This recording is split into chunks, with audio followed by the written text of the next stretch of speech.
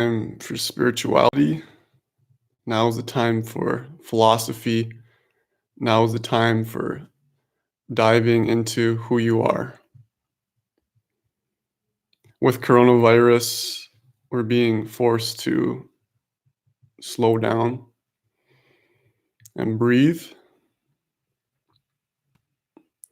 We're forced to figure out what is the most important parts of our lives, the people in our lives, our health, our lungs, being able to breathe fresh air. Today it's 0 degrees Celsius, 32 degrees Fahrenheit here in Minnesota. The air is very fresh, very, very fresh. I don't know if you guys live in a cold place, but it's it's April 3rd and Minnesota is still experiencing very, very cold. It's a good opportunity to breathe that fresh air. Today's cloudy, but this week has been sunny and soaking in the sun when it's that cold. It's a beautiful thing when you can let go and relax and enjoy the sun and the trees as well. In Minnesota, we have white pines. I don't know if you've ever seen a white pine, but they're very beautiful trees. And also the aroma, if you go up to them and smell, just take a really nice deep breath into the smell of a white pine. It really enlivens you, gives you really good energy. And if you allow that fully in, the beautiful smells of nature, or even like this rock, right? If you look at the exquisite beauty of nature, it should humble you to know that you are actually a part of that same beautiful intelligence, the beautiful intricacy and artwork that nature is. It doesn't matter if you're an artist or a scientist or a meditator, you still see how beautiful life is, nature is. What's even more beautiful is that you too are nature.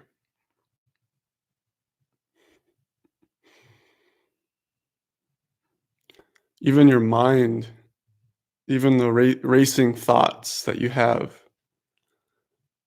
are nature. Your thoughts are no different than the breeze that goes through the trees.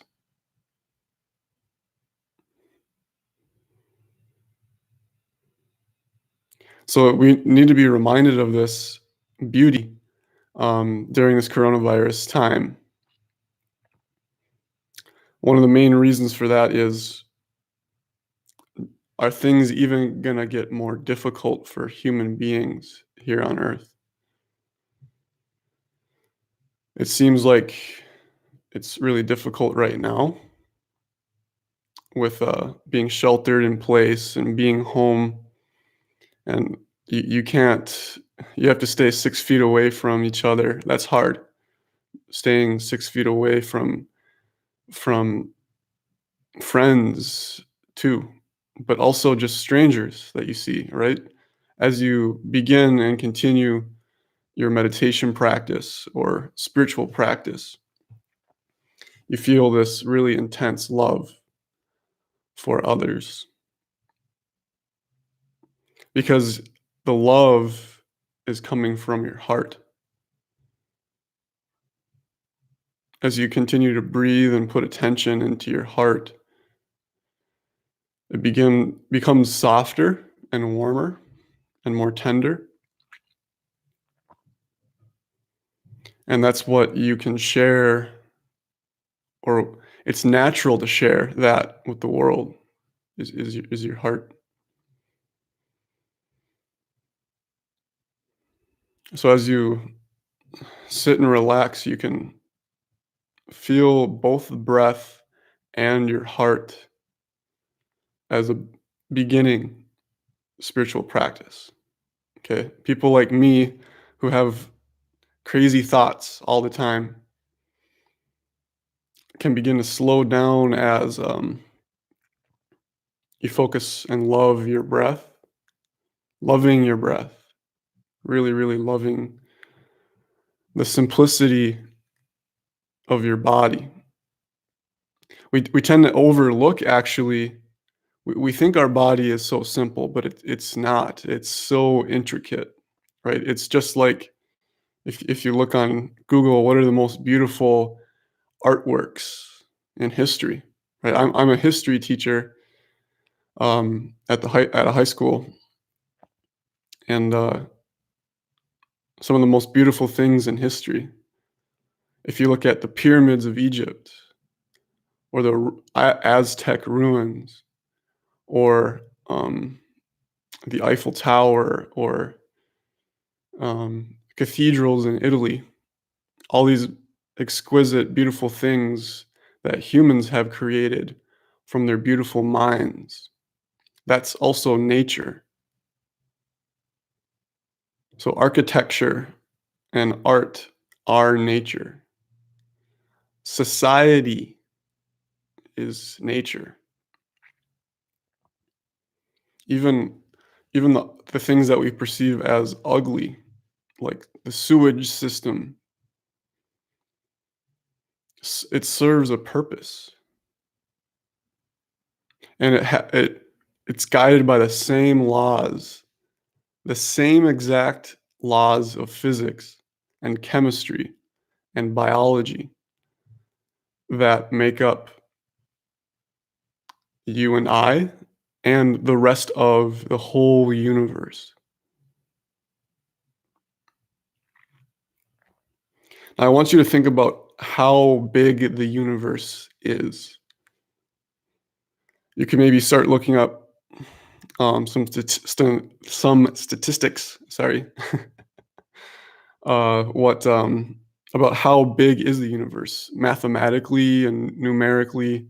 You can look up the numbers, but really try and feel it. So imagine yourself, on a walk in the countryside on a really clear night. Um, Actually, the clearest nights are when the moon is not full, right? With a full moon, you can't see the stars as easily. So yes, it's absolutely stunning to see a full moon on a clear night. Absolutely, feeling your connection. You literally are connected to the moon through your gravitational pull, right? The love that exists in gravity. That's what is pulling you down to the earth. It's pulling you to the moon, to the sun, and literally everything else in the universe, right? You are being pulled in every direction. You're actually falling in the middle of the universe, right? But what happens when you're falling in all directions is you're just here. And there's nothing to be scared of when you're falling because you're supported by mostly by the earth. Your body has a very natural, this has been thousands, hundreds of thousands of years of evolution for your body to be used to the gravitational pull to the earth. As a human, your body is ready and prepared to be connected to earth. Why? Because earth made you. Earth made your brain. Earth made your heart. So returning back to the size of the universe, um, know that your heart is inextricably connected to all of the universe. Absolutely all.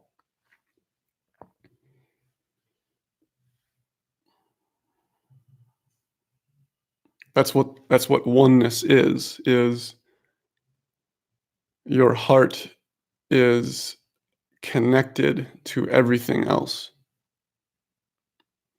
Someone here on the post says infinite.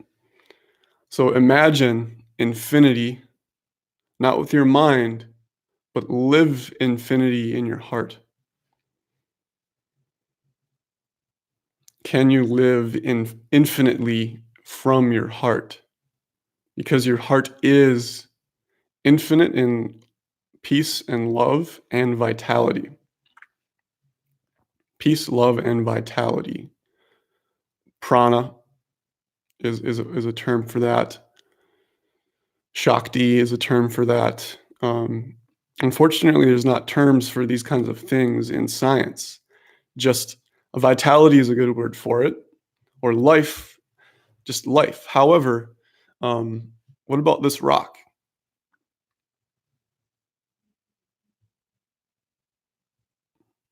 Right? Is this rock dead or alive?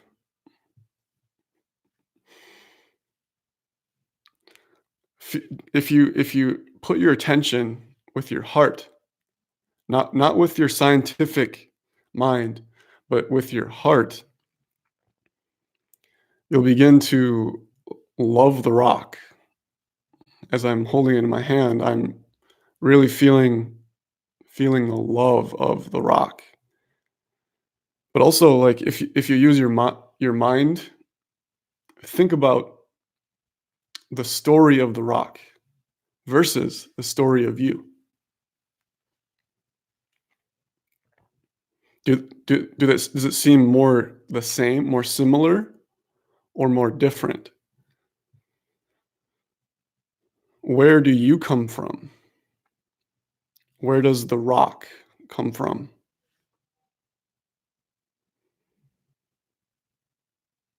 Both of our stories are infinite.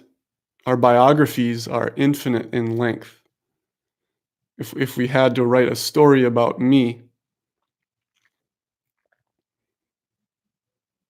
and where my body comes from,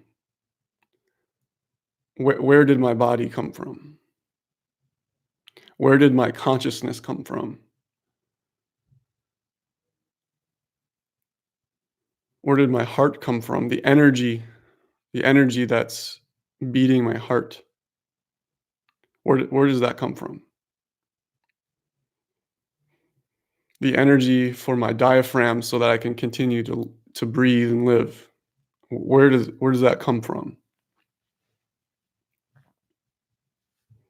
Right? So philosophy is exercise of the mind and the brain about to truth. Okay, that includes science. If you look at ancient Roman and ancient Greek philosophy, science is not different than philosophy. Um, Science is basically applied metaphysics. Metaphysics is trying to figure out what is real. What is real? And science uses the human senses to figure out what's real, and the human brain to figure out what's real. So that's how we connect with what's around us, is our five senses in our brain, our central nervous system. So knowing that your central nervous system is the center point of all that you perceive, everything that is possible to perceive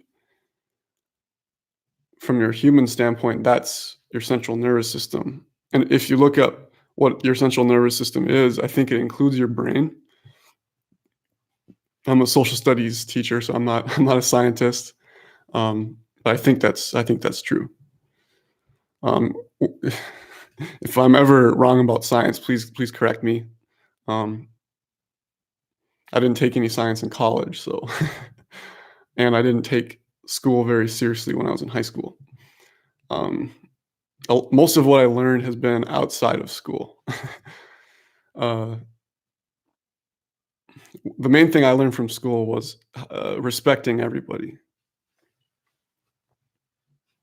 That's what's a beautiful thing about school, especially public school. I don't want to put down private schools, but I do have a little bit of a bias because I teach in a public school, and I went to a public school. So, um, in a public school, if you think about it, literally any child could move into your town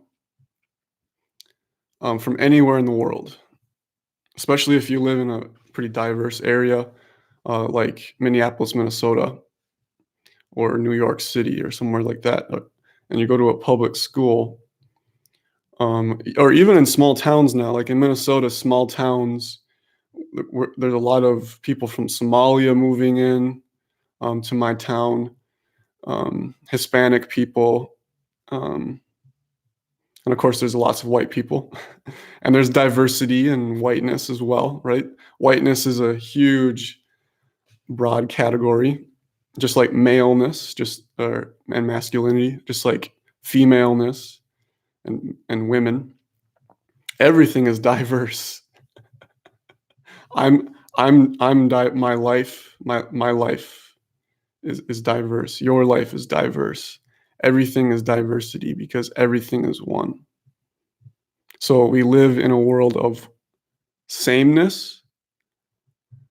Our consciousness and our hearts are the same. It's the consciousness and the heart. But life is created in diversity. Intelligence can only function using diversity. And that's the point, is to explore that diversity. Explore diversity. So the question is, like, what can humans become? What can animals become? That's kind of that seems to be how the universe continues to stretch. The Earth is continuing to stretch into constantly reforming itself into diversity. And returning to the universe, the whole universe is, so you could say, yes, the one universe. But what's in the universe is complete diversity. And what I want to reiterate is your heart, or who you are, is the universe. Okay, so this, you can maybe get there through studying science. I know a lot of people who love to study science because they feel connected with everything that they study. So I would advocate that. Uh, if you're very like secular or not that spiritual, like, I would definitely consider, um, yes, studying biology and physics, but really, do you feel a connection from your heart with all of that? Not just the analytical aspect, but whenever you study something or read a book that's kind of textbook like right now I'm reading the history and philosophy and practice of Tantra. So I'm diving into a little bit more about Tantra, um, which I'll discuss in a different video. But um, but when you study the universe or study animals or study plants, what is your heart saying about that? What does your heart say?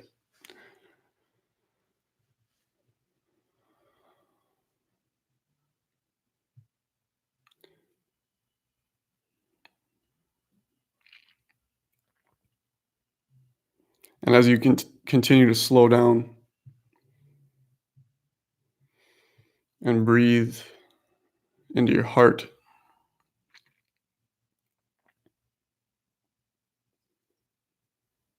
you see it's revealed to you the oneness between the universe and your heart. Can you feel that? Can you feel that the universe is your heart? If you slow down and breathe,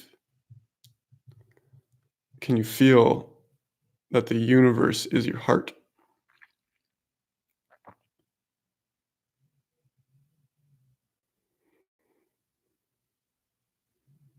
Now, as we continue our meditation practice or our spirituality,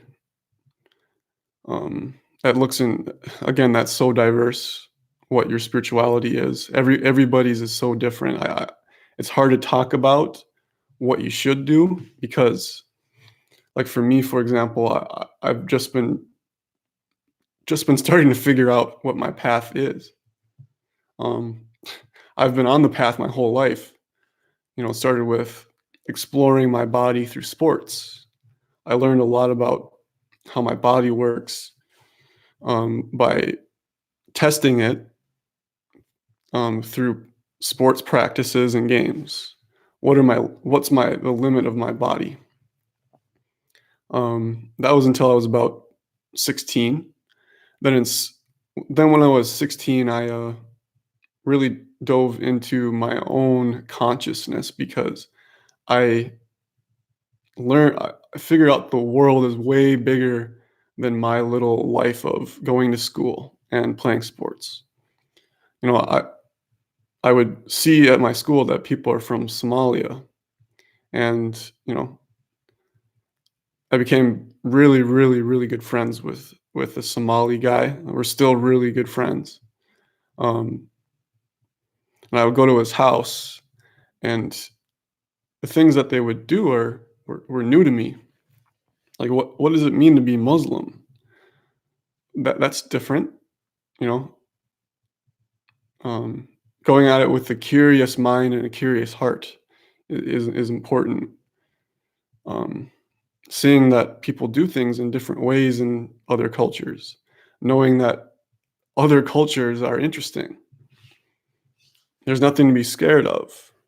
It's just it's interesting. It's interesting to expand yourself through studying other cultures. That's what I try to that's my main goal as a social studies teacher is for my students to learn that their life is interesting and people are interesting and other cultures are interesting.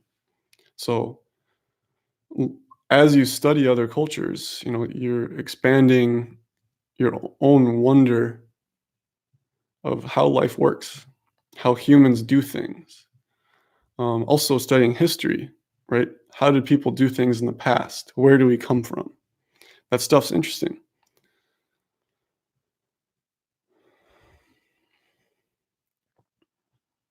Forgot a little bit about where I was going, but the main idea is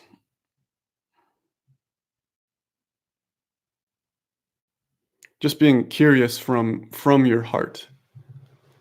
Your heart is naturally curious about how life works. And as you continue to get in touch with your heart through your spiritual practice, you're going to see that your heart is literally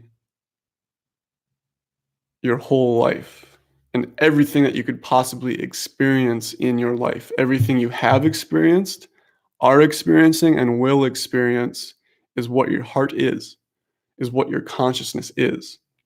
Okay?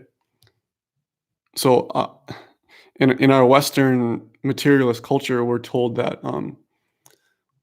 life is just the physical world, right? Like life is rocks and candles and phones and everything like that. But when you really slow down, you begin to see more the magic of life.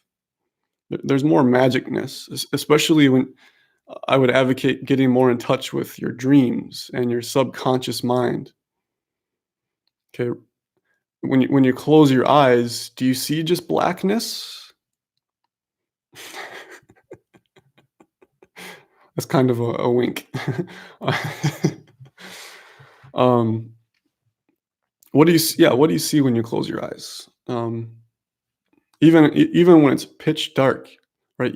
There's some white sprinkles of white light that are moving about in your visual field, even when your eyes are closed in pitch dark. Even when it's really dark, you can ask yourself, is what I experience, can that be explained by science fully?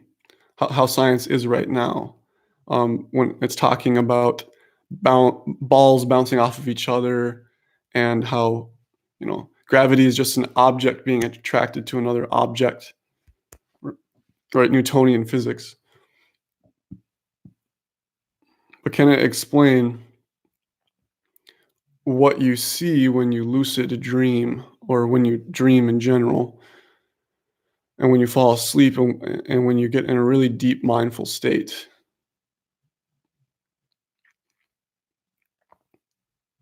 and you just be, just be, with your eyes closed and your breath is soft.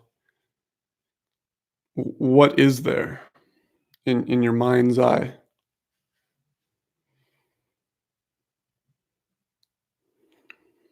You might be surprised about all the aliveness of the potential of what you could experience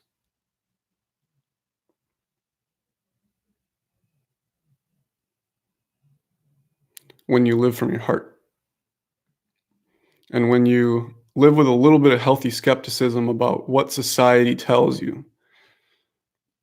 Did you learn everything there is to learn from school, from your biology major at college? Did school prepare you to be a worker or to be a human being?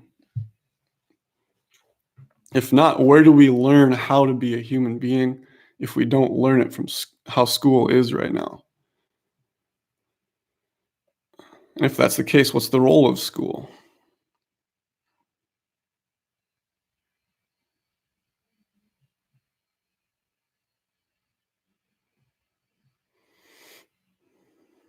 Are you more than your job? Are you more than your status in society? Are you more than your name? Are you more than your body? Are you more than your mind? Are you more than the difficulties of your life? Are you more than the happiest experience that you ever had? Because where did it go? Where do your experiences go? Where do your memories go?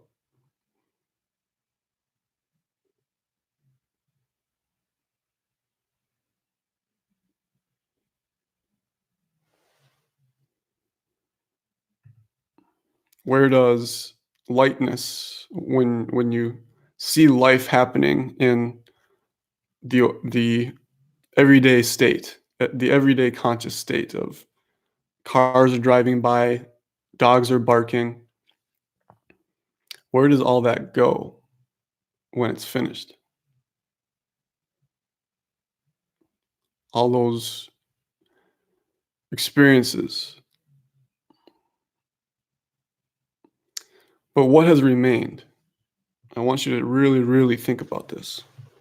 Not think, but really feel and sense and sit with and notice what of everything you've ever been conscious of in your past and your present and probably your future. I'd be willing to bet that. What is it that has never changed?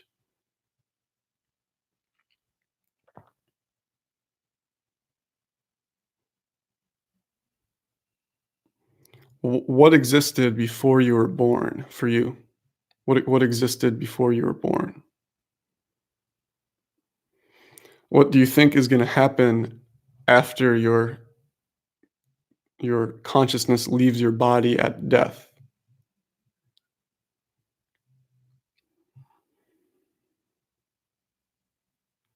What does nothingness look like for you? Emptiness, void, spaciousness. Is that scary or is that peaceful?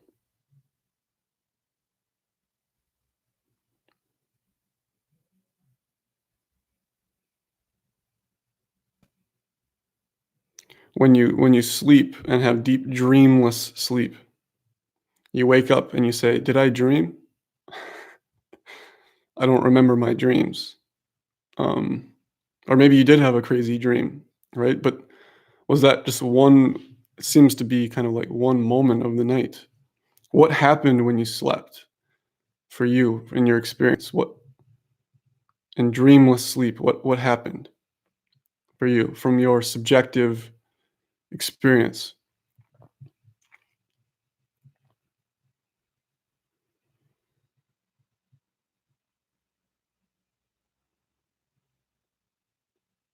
Is that scary to think about or is that really really peaceful? The the complete absence of ego, the complete oneness of that experience, the complete absence of good things and bad things, the complete absence of me and other, the complete absence of darkness, complete absence of lightness, the complete absence of I'm unenlightened and I'm enlightened, the absence of I'm a good person or I have addictions and maybe I'm not a good person. All judgments are completely gone. So really think about what is peace? What is stillness and what is silence? Can you get a little bit more in touch with that question during this coronavirus season as you're being forced to slow down anyways from the outside world. So the outside world is telling you to slow down.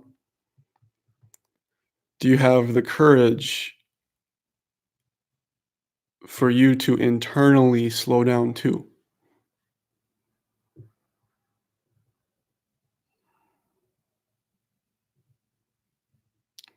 Slowing down your breath, deepening your breath, s- thereby slowing down your mind,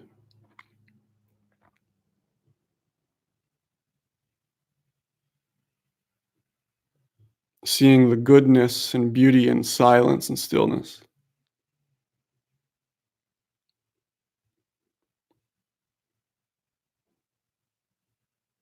the beauty of just being, not being something in particular, like me. There's not even a need to be who you think you are. Let me turn down my phone here. Silent mode, please. Please, I want some silence. Please, phone. uh, yeah, I'm not a comedian.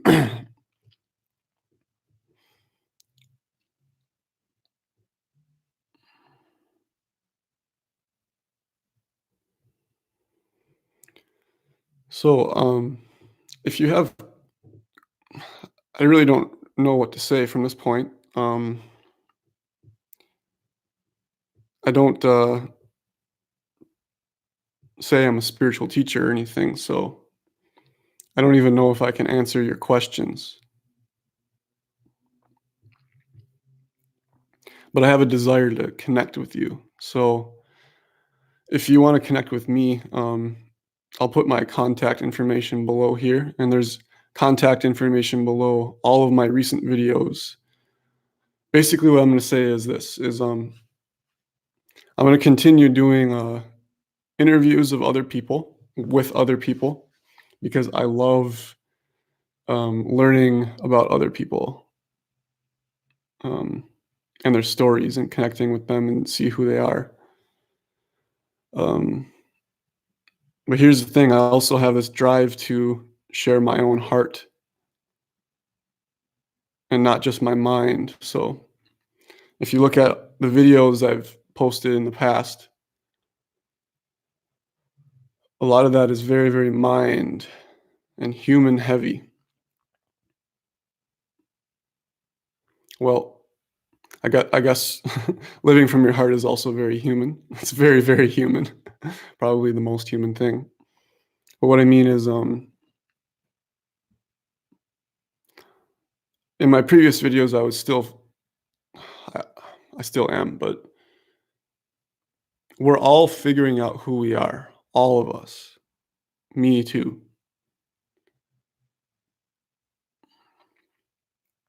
And so when I look in my past,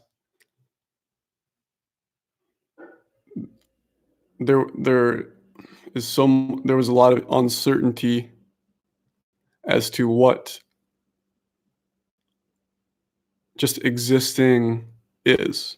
What does it mean just to exist? So I'm telling you that there is a point along this path where all of a sudden you wake up one morning and you realize, oh, um, existence.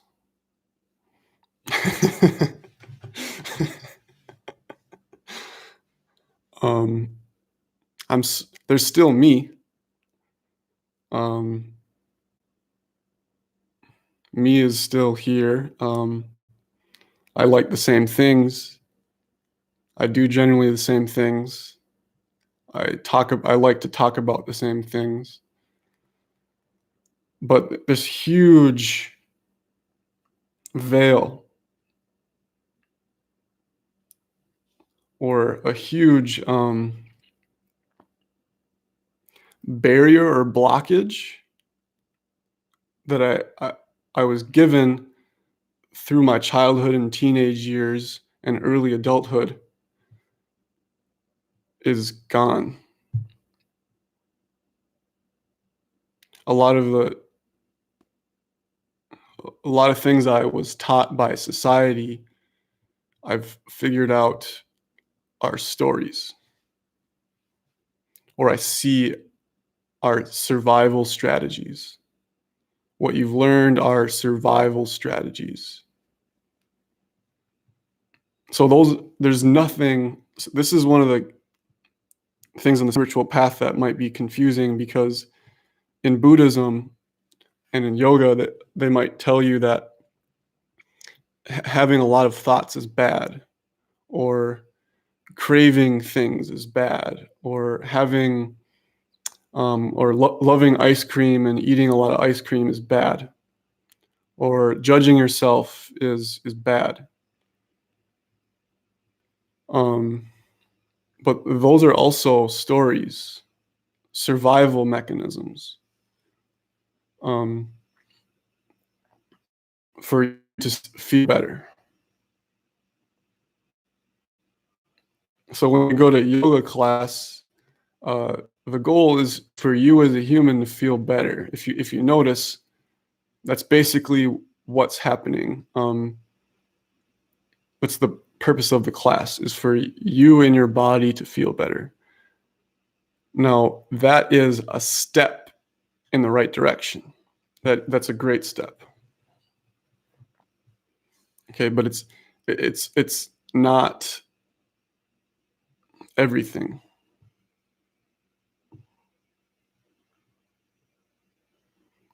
What everything is who you are already without going to yoga class.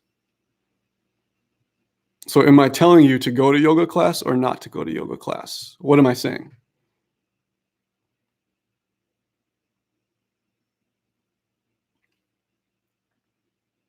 What does it sound like for you, what I'm saying? Or to read a book about um, the introduction to philosophy. Is that a bad thing to do or a good thing to do?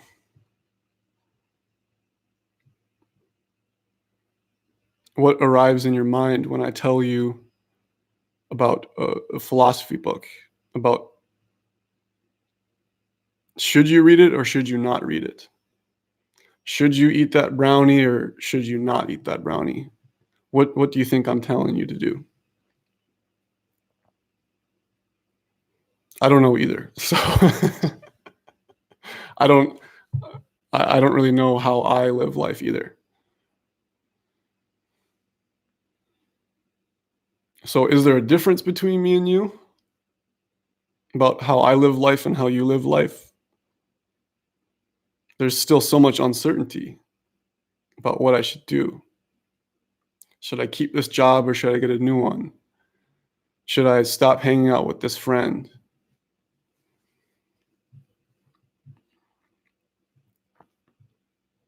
Should I um should I try Zen meditation? If you want, sure. um if you want.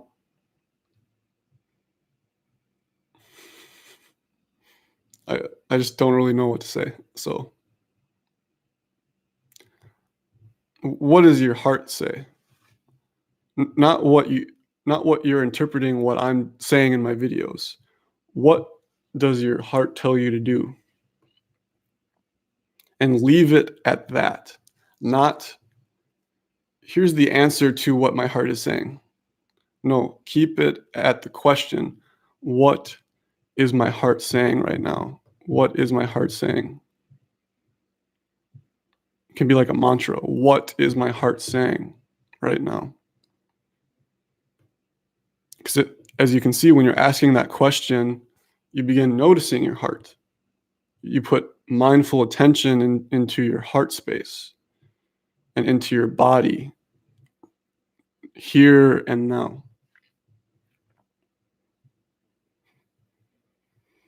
That is the practice.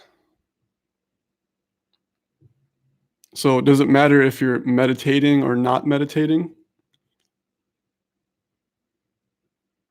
Which is better, meditation or not meditation? What do you think I'm saying?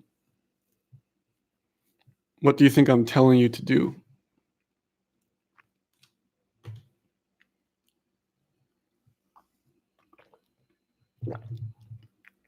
Like right now, I'm thirsty. I'm a little bit tired. Didn't sleep well the night before. What else is here right now? It's kind of cold outside. I was colder this morning, but now I'm warmer. Um, I want to text this friend. That's what I want to do right now. Is it your mind telling you to do that? Is it your heart telling you to do that? I don't know. Let's just put attention into that question. What does my mind want me to do? What does my heart want me to do? What is my gut telling me? What is my intuition telling me? What is my stomach telling me? My taste buds? What are they telling me to do? And do you have the courage not to answer, not to find a final answer to that question, but to continue on this? I just saw the word stream on my computer here. Do you have the courage just to lay back and to float along the stream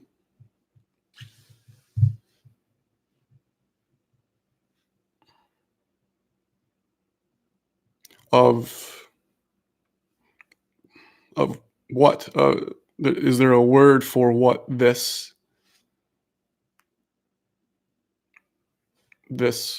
existence is for you?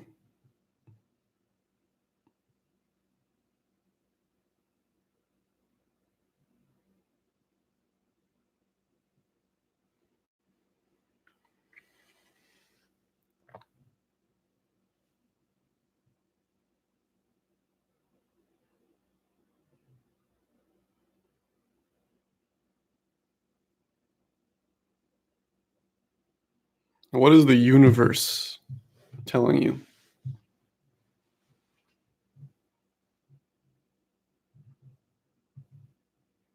When I say the word universe, what feeling do you feel?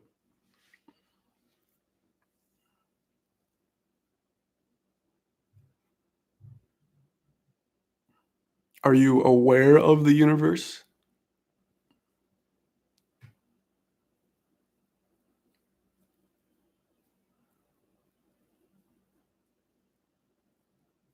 What's the difference between being aware of the universe and your awareness of it? Is there a line between these two things, the universe and your awareness of the universe?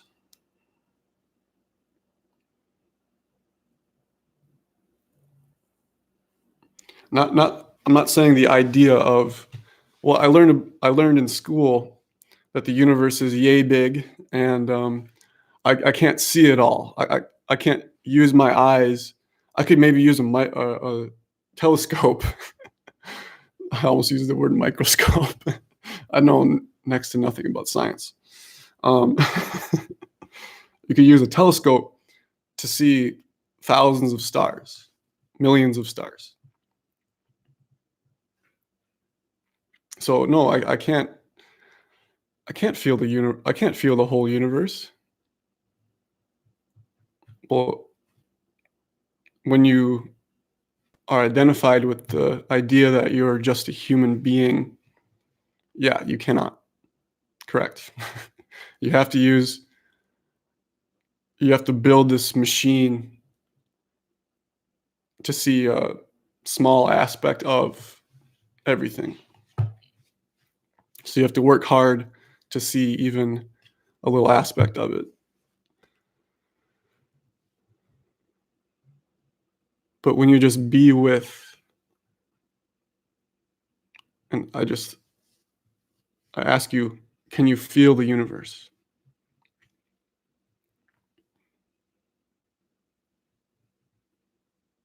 What's the difference between the universe that you feel and you feeling?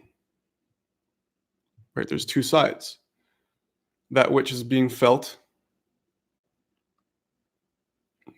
your idea of the universe, and you feeling it. Where's that line?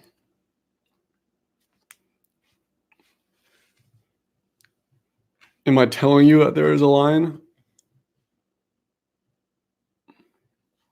Right? Non-dual philosophy, right? When we use our brains and we say, okay, I identify as non-dual.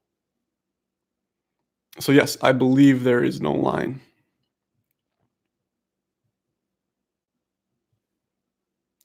But when I say no, no, no, feel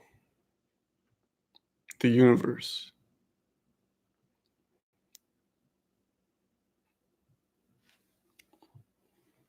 There's just feeling the universe. Actually, it's just there's no words to say what that is.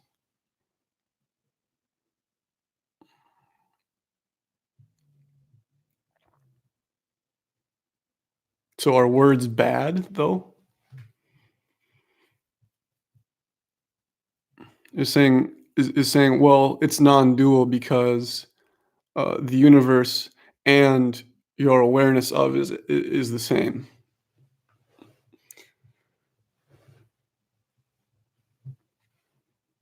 So yeah, we have to use our human brains to begin to claim it as it's non-duality. It's oneness. It's oneness. Everything is one. Everything is one.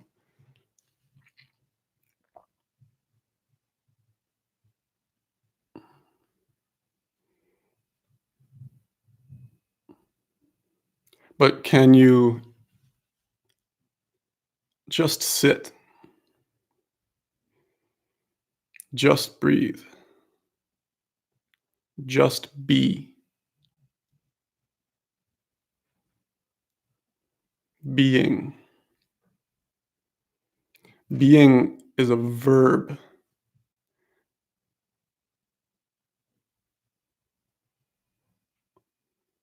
A verb means it continues. Being continues. It never stops. If you look at other verbs, there's a beginning and an end. Dancing, going grocery shopping. You start it at 1 p.m. and end it at 1:38 p.m., right? 38 minutes of dancing. But being, not being anything in particular.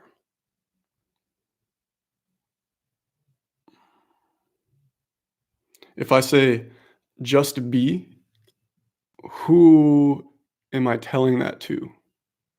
What is it that I'm telling that to?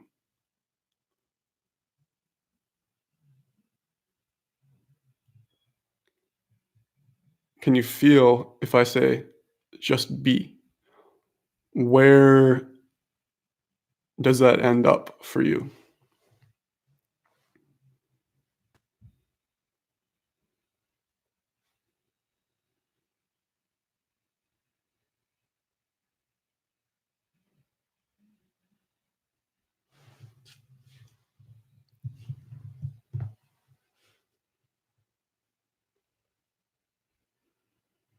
There's a question here. To the limited valve of our nervous system.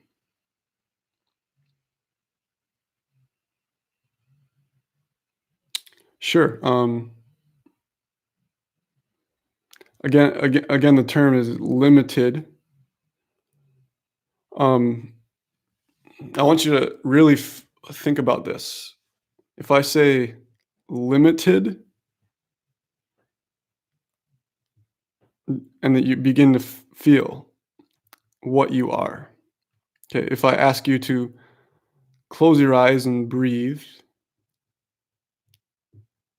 um, and then I ask you, where's the limit of your awareness? If you put your awareness to the sky,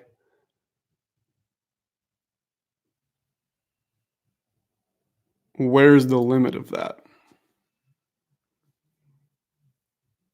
So yes, our nervous systems, I mean, our nervous systems are, I don't know, I personally can't think of a more intricate machine in the world. I mean, in the universe.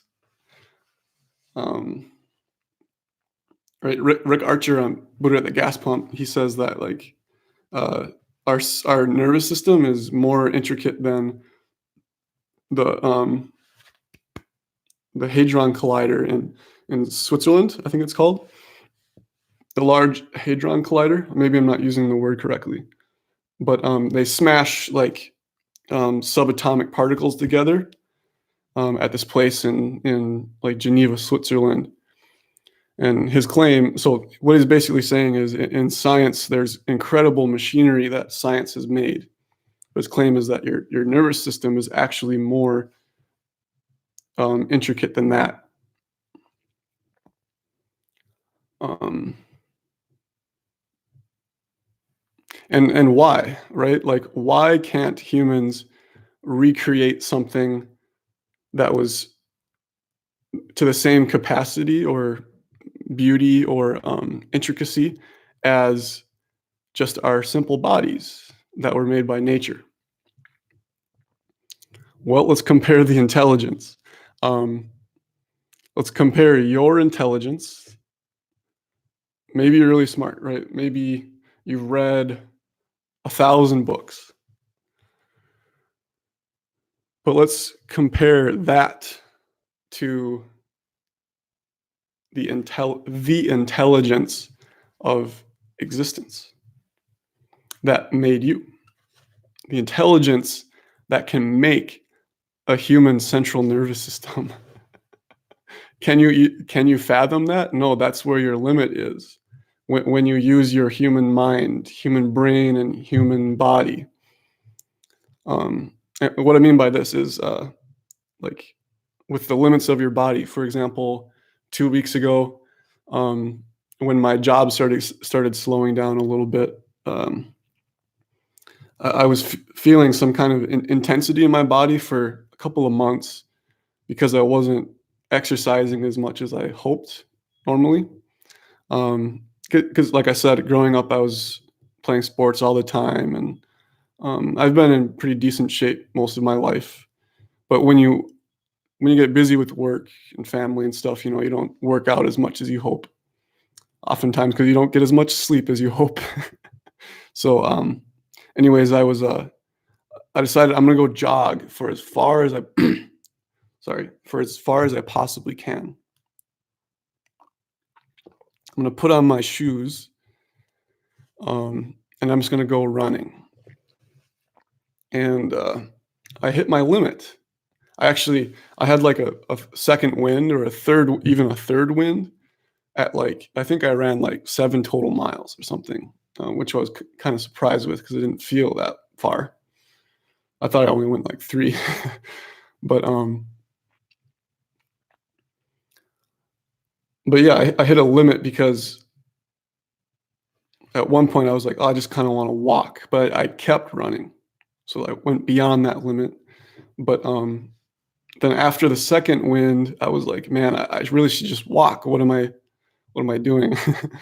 um, but I kept running, and it wasn't until I was only like half a mile from home that's like, all right. I I just can't run anymore. Maybe I can run further if I continue to practice, right? So why do we have to practice? Is because we're imperfect. Why do we have to meditate? Because we're imperfect. Why do we have to try and memorize things for the test? It's because you're imperfect. You're limited in your humanness. But is that bad? Your limitedness, is that good to be limited or bad to be a limited human?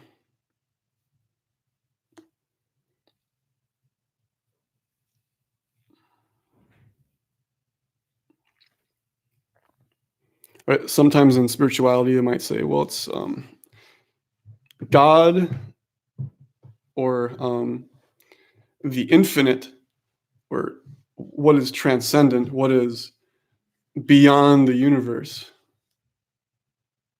Um, I'll get back to that question in a second. What is beyond the universe? I'm trying to remember what I was going to say. What is beyond the universe? I just can't remember what I was going to say. So I'm going to answer the question, or I'm going to look at this question here. Yes, I unlearned my school years of conditioning. Yeah, so unlearning, but also remembering. So yes, this is kind of what I was just going to say was, what is better? Is it better to forget everything you learned in school or to try and remember everything that you learned in school? Is it better to be unlimited or limited? Is it better to be God or is it better to be human? Is it better to be the whole universe or is it better to be inside of this body that gets sick and dies? Which one is better?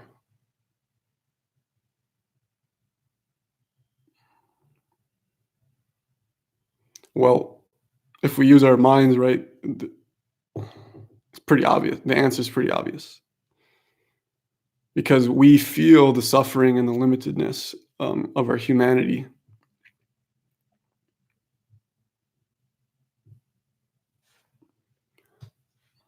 But if I tell you again, breathe, just breathe here. Can you find the boundary between what you're aware of and yourself in your own visceral experience? You can close your eyes or have your eyes open. Where is this barrier between yourself, right? Don't use the concept. No, don't use a concept, right? Like, oh, I'm Steve. There's this song on YouTube called I Am Steve. Please go look it up. I might even link it to the bottom of this video if I remember. I am Steve. Okay, that's yeah, it's a funny song, but it's also a concept to be Steve. But when you don't listen, or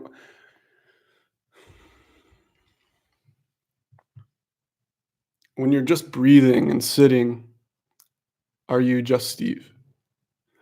All right, so aren't we both? Isn't the infinite essence in our limited bodies the energy that goes on? So I guess I like both the body and yes. Yeah, both. So that gets into this idea where everything's a paradox. Because in our society, you know, we use a lot of things. We figure out a lot of things with our minds, our logic, our rational minds, to solve problems. Like with this coronavirus, we're trying to use economics, economic theory. We get this guy who went to Harvard with a PhD in economics. Like, hey, can you figure out our economic crisis? Right? And it's a guy who's like, well, yeah, I can try to figure that out for you. I've read this book, I did this research. Yeah, I can do that. But then you have, well, what is the economy? Where does the economy come from? The energy of the economy, human activity.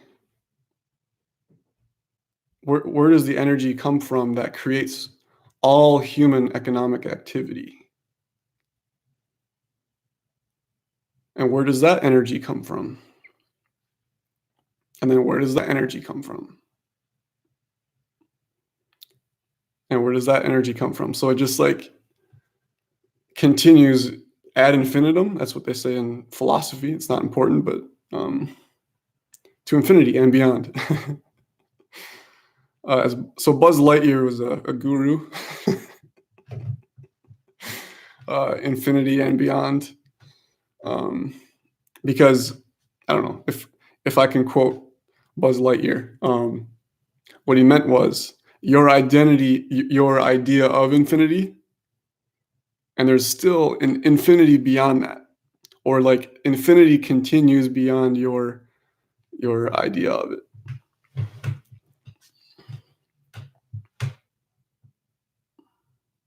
So that's what paradox is that yes, it's this, but it's also its opposite too on another level. So there's an infinite amount of levels depending on the subjective experience. Like, if to know what is true, I have to ask, who are you? The who are you? Are you an animal? So what's true for a dog? They don't use language, so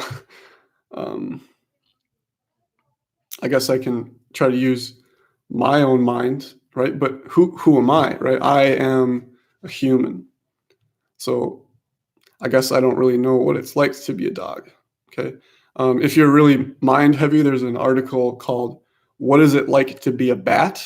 A very famous philosophy article that basically, if I remember correctly, proves that you can't know what it's like to be a bat with, again, with your human mind. All right. So the question is the rat race. Well, I thought you said to retrace. The rat race is conditioning. The slow, mindful life is connected with the infinite universe. Sure. Yep. Yeah, and be careful with the term mindfulness. I mean, I use mindfulness all the time at like school. I tried to create a mindfulness club at school. Um, and that was like just right before all the coronavirus stuff happened. So we only had like 3 days of mindfulness club. But again, mindfulness is a secular term from our material culture, and basically what it means is you need to try and use energy to slow your mind. Try and stop your mind, right? People who study Zen sometimes, who are beginners in Zen, they're like, yeah, you know, I'm trying to slow down my mind. Um, but that's always the issue is trying. Like, can you try to be, or do you just is there just being? Like, do you have to try to exist, or do you just exist automatically? Like, right?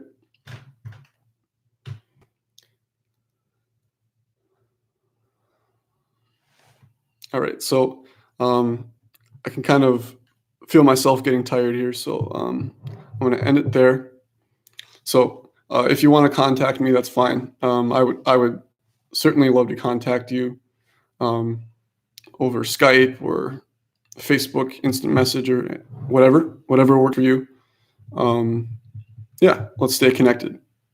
So, um, I just want to say peace and love to everybody. Okay, stay well.